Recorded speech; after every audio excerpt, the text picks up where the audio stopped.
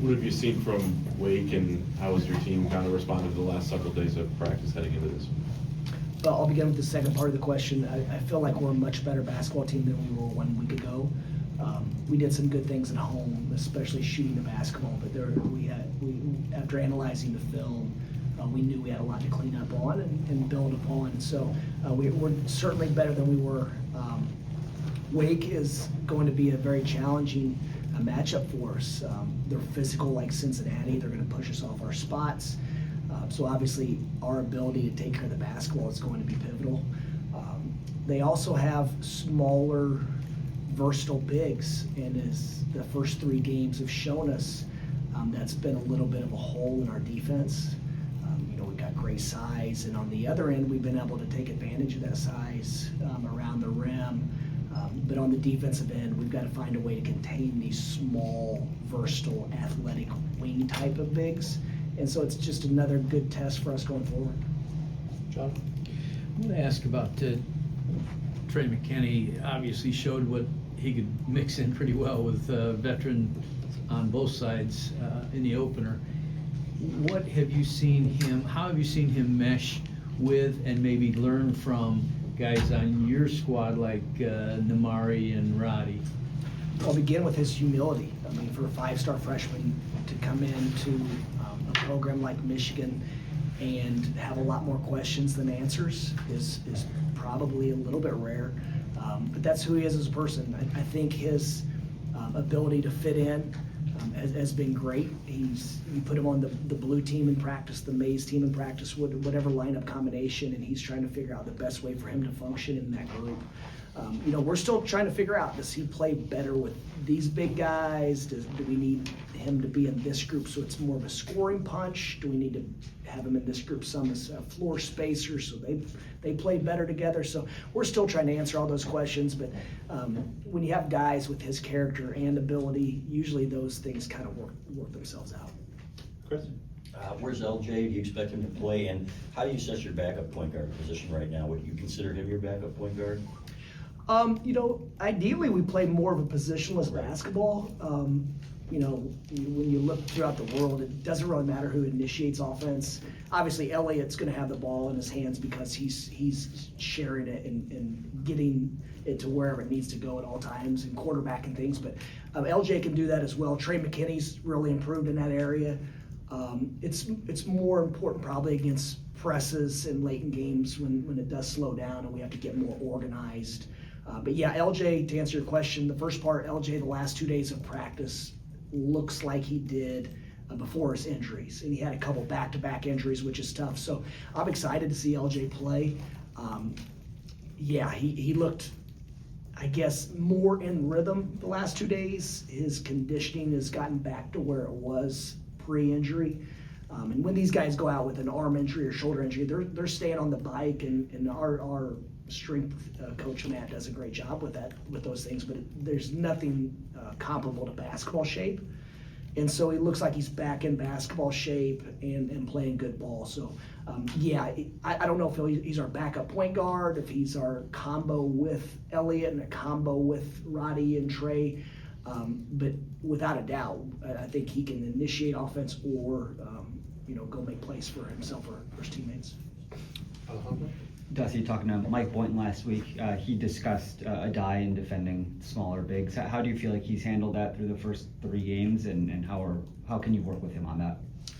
I think I was pretty clear early presenting what I thought our challenges with Wake would be. I don't, Adai is going to be, he's a really good player. He hasn't done that well enough yet for us to be at a championship level program. And so he has to improve his ability to contest threes, to sit down and guard.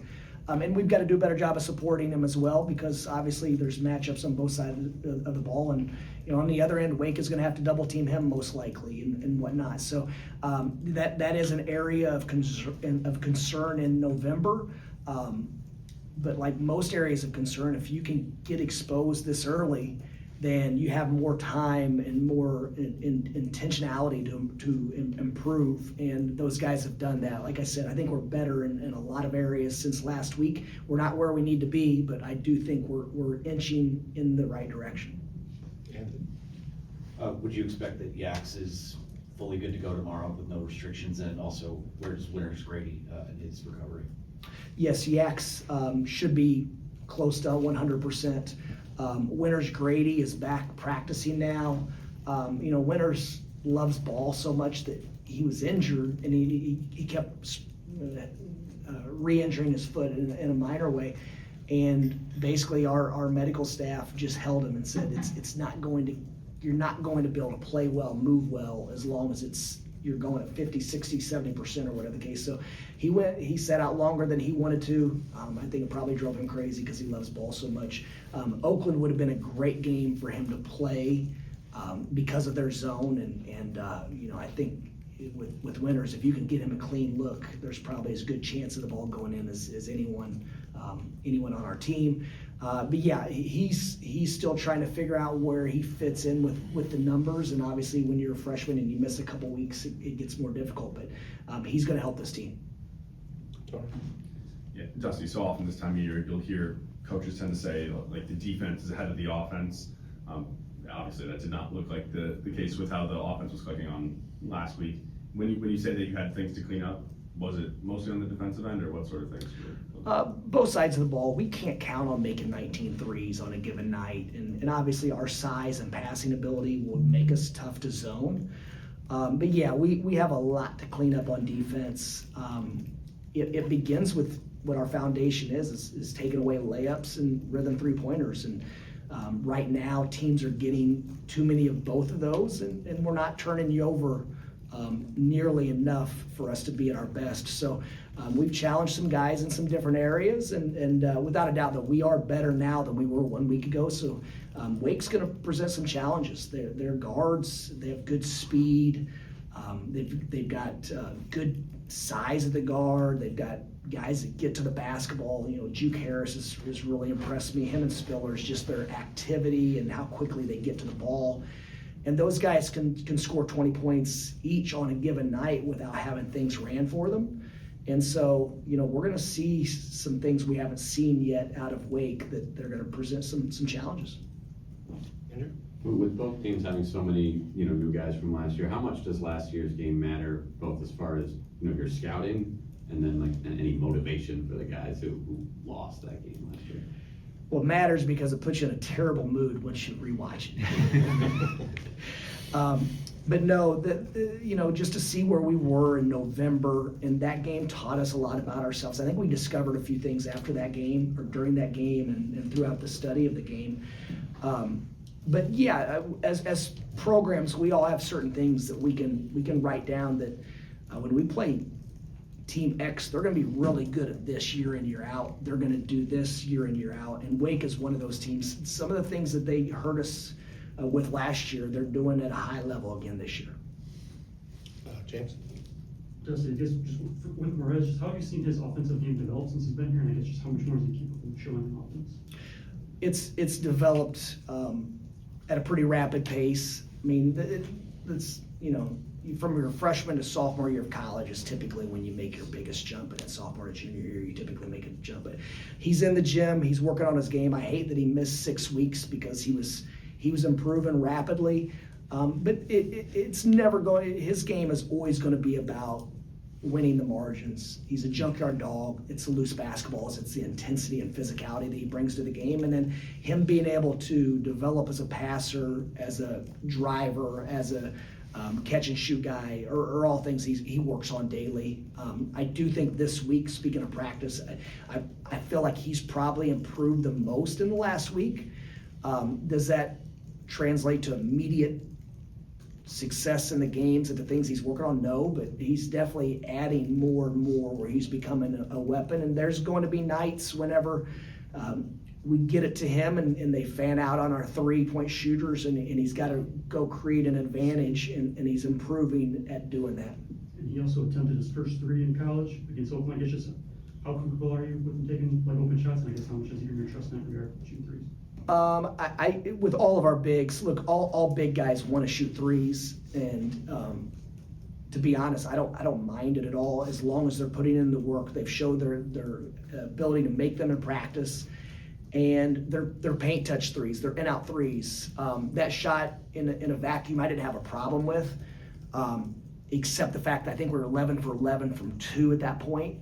And so we really wanted to keep putting pressure on that rim. And then by putting the pressure on the rim, you're definitely going to get the paint touch threes, which we all talk about it, but a lot of shooting comes down to you miss because of the turns and the defense and the decisions, where if you're already facing the basket, the decision's simple, you catch and shoot. You've repped that so many times. And so, yeah, that's something that we anticipate all of our bigs are going to do in time. The thing about Rez, though, is when it's winning time, he knows what it takes to go win a basketball game. Chris?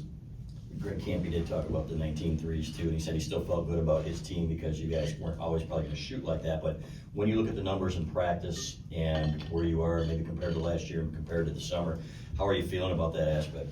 Other than yesterday, I think we've shot it well every day of the week. I think one day we had a 20 for 44 day from 3, and this is all just off just scanning the stats after practice. But yeah, I think they're good. If we take the right ones, we're gonna have some big shooting nights. Will Cheddar, Namari Burnett, those guys can shoot the ball. I mean, Yaxel, mid-30s on low volume, and we're encouraging him to shoot more, and he works on it every single day after practice. So we thought that was probably a little bit overblown in the offseason as far as us being a poor shooting team. Now, we never thought we were built to be an elite shooting team, but Trey Mckenna was brought in here as a high-level shooter. The USA basketball coaches told me last year they felt like he was probably the best shooter in their camp, and this is before we had him in the fold. Winters Grady, obviously, that's what he does. LJ Kaysen makes shots in practice. So and I'm probably missing a couple guys. Elliott shot it better than we anticipated.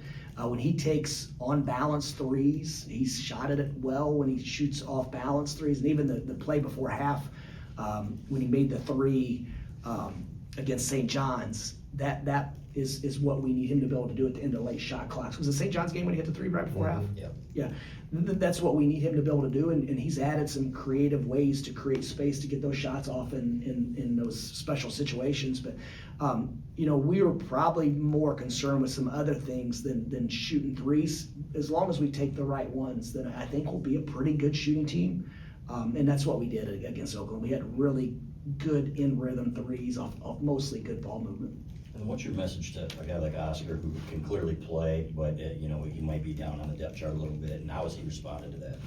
Message to Oscar, just like those guys, stay the course when you're on a really good team, and there's some older guys who have done it at a high level in front of you. Just find your way on the team. Find your way to contribute. We all want to be a part of a group and feel like we have a meaningful part of it. And so he does that. Oscar's a talented player, man. He shows glimpses of being a high-level guy. The consistency's not there today, but also he's one sprained ankle away from playing significant minutes on a potential, I think we have a team that could compete in any conference. And so I guess the alternative for young guys in his situation is go to a place where the guys in front of you stink, so you'll definitely play, and you probably won't get better in practice. I mean, that's really what we're talking about here. I think we have a locker room full of guys that winning is the priority, and he's one of those guys. He's a great teammate, and a lot of times, I'm not going to go on tangent, but a lot of times when a bunch of sophomores or guys your age are playing in front of you and you're not playing at all, it's a lot more difficult than having some seniors in front of you and older guys, and then there's at least light at the end of the tunnel where you can see yourself developing, growing, and not being too far off. It is tough though when you're a freshman and you see sophomores who are all league guys who maybe aren't NBA caliber prospects because of the dimensions or whatever playing in front of you. Then sometimes you just need to go where you can play minutes on another good team. So it's all situational. Brandon? You've mentioned a couple times on the improvement over the last week, and Merez specifically. How much of that is grading the film from practice and analytics, and how much is eyeball? How much is just being a coach and kind of seeing some things click? Like, how's that dynamic? I think our staff does a nice job of combining all of them. The analytic piece is important, but I mean, in-out threes are analytically the best percentage threes. So I think the coach's eye mixed with analytics, mixed with what you're seeing and studying every day, Because the numbers can get skewed too, I say it all the time, low volume guys bank into threes over the course of the year, their percentage looks a lot different than it would otherwise. And then there's other times when the ball finds a guy late shot clock and he's got to squeeze off a terrible shot, and the ball always finds him late. Is he really a poor shooter, or has he been put in some tough circumstances? So the percentages certainly matter, but it's not as if we just look at the percentage and say this, that, or that. It's, how much work are you putting into it? What's the quality of shot? And then if they're shooting good shots, usually we're in position to offensive rebounds. So offensive rebounding is one area that we really need to continue to attack. Zach? When preparing and even like going through these non-conference games, how much do you find that you guys are still working on the physicality and doing those kind of drills to prepare for the rest of the season? And like, are those things that you continue to implement even when you're maybe not focused on it right now? Well, practice time, the amount of time between games is a factor. Because you want, because of this 8-day break on Tuesday, our staff's goal is to look on the floor and say, man, we look fast, we look athletic, we look fresh, we look on and on and on. And when you get into the meat of the season, it's difficult to say that. But when you have a week in between games, then there's going to be a lot more physicality in practice and an emphasis on it versus maybe when we play Wake Tuesday, I think we play Friday, so we'll come back and have a light practice Wednesday, and it'd be tough to really go a lot of bone-on-bone Thursday with such a short turn. So it's situational. Hopefully we've done the work and our mindset's in the right place where we can carry over this week of practice into the next couple contests. Does anybody have anything else for Coach? What were your thoughts on Oakland, the way they played at Purdue? I know there were some injuries on Purdue, but did you glean anything from that, I guess, having just played them? I told Coach Campy right after the game that I said obviously a lot went well for us that night, but that game, I said that game, and he thanked us for playing them. Look, it's difficult now. You watch high major teams. I mean, how many money games was Michigan playing 5 years ago versus now? How many money games did Duke play 5 years ago versus now? There aren't very many I think we have 3 or 4 this year. It's probably half of what it was a couple of years ago. And so these games are dwindling for a number of reasons.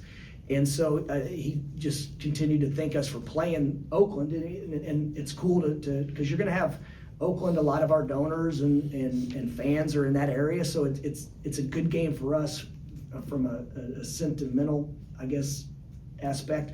But more importantly, I think that game's going to help our metrics late in the year. That's something we were very fortunate last year. Cleveland State, we played really well and had a big win, and they went on to have a heck of a year. Miami of Ohio, I believe, won the MAC regular season. So these games, if you can get the right money games, buy games, whatever you can call them, and then win the games and do what you're supposed to do on your home court, and then those teams are also really good and they're going to continue to get better, which Oakland does.